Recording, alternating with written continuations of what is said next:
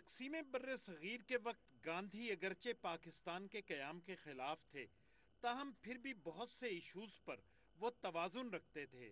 नेहरू और दूसरे सख्त गिर रहनुमाओं ने अवाम के अंदर ऐसे जज्बात पैदा कर दिए थे कि हिंदुस्तान तो है ही हिंदुओं का, मुसलमानों की क्या मजाल है कि अलग वतन का मुतालबा करें। कश्मीर के मामले में भी वही सख्त गिर मौक़िफ़ अपनाया गया और जम्मू कश्मीर पर फौज कशी करके कब्जा कर लिया गया। कश्मीर पर दूसरा हमला 5 अगस्त 2019 को मोदी ने किया और कतई गैर जमहूरी अंदाज में बदतरीन आमिराना किरदार दोहराते हुए कश्मीरी कौम को शनाख्त ही से महरूम कर दिया। कश्मीर भारत का मुकुटमणि है, अभिन्न अंग है। ये कांग्रेस ही थी जिसने कश्मीर में धारा 370 लगाने का पाप किया था। हमारे यशस्वी प्रधानमंत्री जी ने, भारतीय जनता पार्टी की सरकार ने धारा 370 हटा दी। अब एक देश में दो विधान, दो निशान, दो प्रधान नहीं है। लेकिन ये सब कुछ दिखावे के लिए है, क्योंकि कश्मीर की गलियां, सड़कें, चौक चौराहे आजादी आजादी पुकार रहे हैं। कश्मीरी कौम का अज़्म भी उसी तरह से बुलंद है और 9 लाख फौज की मौजूदगी भी उन्हें खामोश नहीं कर पाई।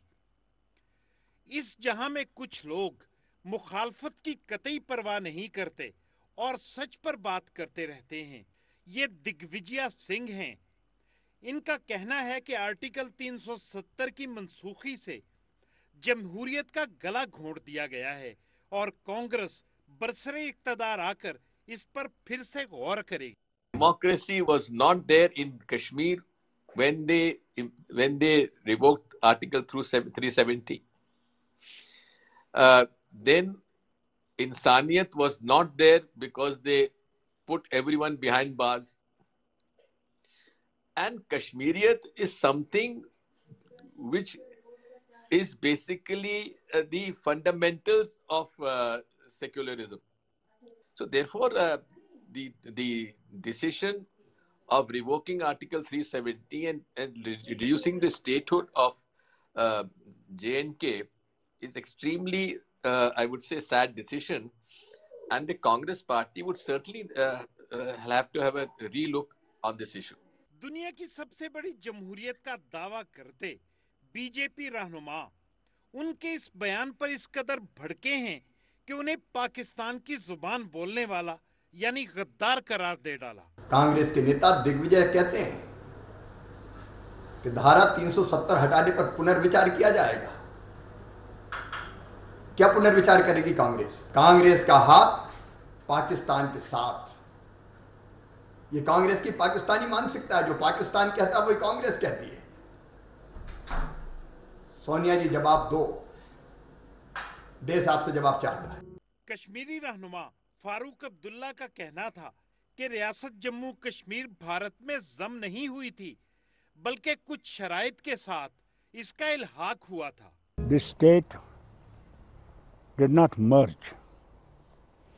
It joined the Union of India on certain terms, and one of the terms was Article 370. And there are two already Supreme Court verdicts on this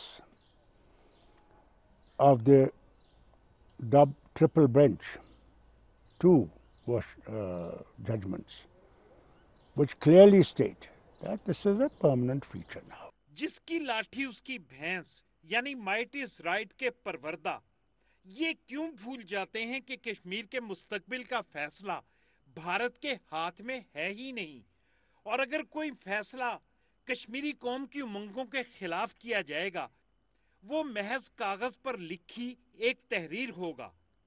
Tehreek-e Kashmir में अपनी गर्दनें पेश करने वाले हर ऐसे फैसले को अपने जूते की नोक पर रखते हैं।